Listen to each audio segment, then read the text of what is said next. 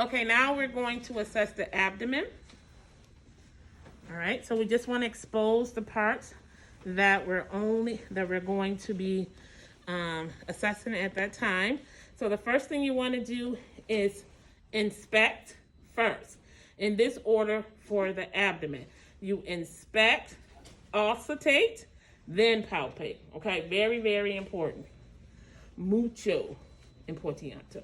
So first we're going to assess the skin. We want the skin to be pink.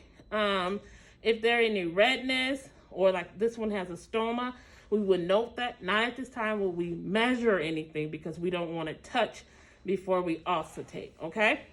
And we're looking for any pulses that we might see in the abdomen, because that can indicate an abdominal aortic aneurysm. And if we were to press that, it could rupture and we could kill our patient. And we don't want to do that. And the next thing we're going to do is take our stethoscope, our ears, and we're going to auscultate. So I like to start from the right lower quadrant, right upper, left lower. That's how I like to do mine. You could go from the left side. Just whatever you do, make sure you're consistent. That's your business. Do it how you want to do it, but be consistent throughout, okay? So we listen, and we should hear 5 to 30 or 5 to 35 sounds. That's normal. Anything less than 5 is hypoactive, and anything over 35 or 30 is hyperactive.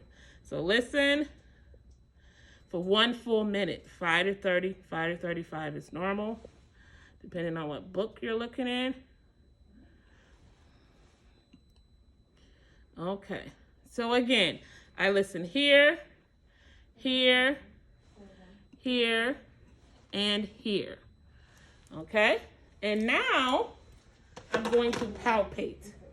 So first I'm touching the skin to make sure it's nice and warm to the touch. And then I'm going to press lightly. Mr. House, does that hurt? Nope. Nope, nope, nope, nope, nope, nope, nope.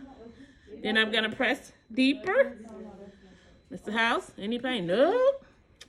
I feel right fine here. Okay, and the reason why we want to palpate afterwards, because we can disrupt the sounds in there, and that can give us a false auscultation of how many bowel sounds the patient actually have. Now, if we have any open wounds or bruises or anything of that nature, of course we can do our measurements at this time. Okay, and that is the end of the abdominal assessment.